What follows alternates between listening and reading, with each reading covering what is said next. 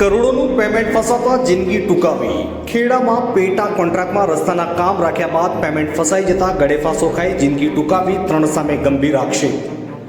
મહીસાગર જિલ્લાના કોન્ટ્રાક્ટરે કપડવંદના નાની ઝેર ગામથી ઘડિયાળ જવાના માર્ગ પર ઝાડ પર લટકી આત્મહત્યા કરી લેતા ચકચાર મચી છે. પોલીસે મૃતકના ખિસ્સાની તપાસ કરતા તેમાંથી 2 પાનાની એક નોટ પણ મળી આવી છે, જેમાં રસ્તાના કરેલા કામોનું પેમેન્ટ ફસાઈ જવાને કારણે આત્મહત્યા કરી હોવાનો ઉલ્લેખ કરતા 3 લોકો સામે ગંભીર આક્ષેપ કરાયો છે. સીએમને સંબોધીને લખવામાં આવેલી આ સુસાઇડ નોટની ખરાઈ કરવા માટે પોલીસે એફએસએલની મદદ લીધી છે, તો બીજી તરફ હાલ અકસ્માત મોતનો ગુનો નોંધી વધુ તપાસ હાથ ધરવામાં આવી છે. અલ્તાફ શેખ, ઓરિકા ન્યૂઝ, કપડવંજ.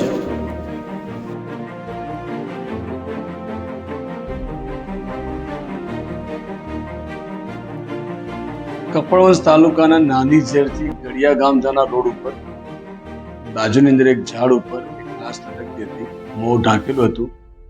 અને જ્યારે જાણ પોલીસ ત્યાં પહોંચી અને તપાસ કરતા એક કનુભાઈ એસ પટેલ, જે મૂળ થાંભા ગામના વતની છે અને સંતરામપુર તાલુકો છે, જિલ્લો મહીસાગર, ઉંમર વર્ષ 60ના છે, એમની લાશ હોવાનું જાણવા મળેલ.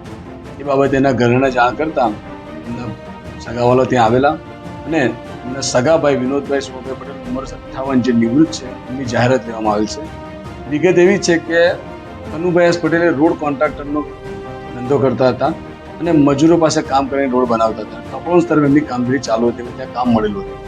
તારીખ 12મી તારીખે એમના ઘરેથી નીકળેલા હતા 9 વાગે આશરે, અને એમણે કીધું કે કપડવંજ તરફ મારું કામ ચાલે છે, હું ત્યાં જાઉં છું અને કે મારે થોડા બિલોનું પણ કામ છે, એટલે કે 3-4 દિવસ મને લાગશે એમ કહી ત્યાંથી આવેલા. પણ 3 દિવસથી એમનો ફોન બંધ આવતો હતો. એમના ઘરના પણ ચિંતામાં હતા.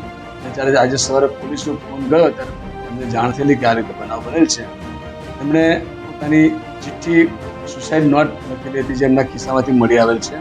એમાં એમણે ડેપ્યુટી ઇજનેર કડિયા સાહેબનું નામ લખેલ છે કે મારા બિલો કરતા થયેલા, અને બીજા એક શ્રી રામ બિલ્ડર્સ સાથે પણ એમને કંઈક આર્થિક વ્યવહારો હતા, અને એ બાબતે એમનો ઉલ્લેખ ત્યાં કરેલો છે, જે એમણે તપાસના કામે ઇન્ક્વેસ્ટ પંચનામા સાથે કબજે લેવામાં આવેલ છે અને એનું પીએમ કરાવીને આગળની કાર્યવાહી પોલીસે ચાલુ કરી દેલ છે. સુસાઇડ નોટની અંદર ડેપ્યુટી એન્જિનિયર કડિયા સાહેબનું નામ છે અને બીજા રામ બિલ્ડર્સનો ઉલ્લેખ છે.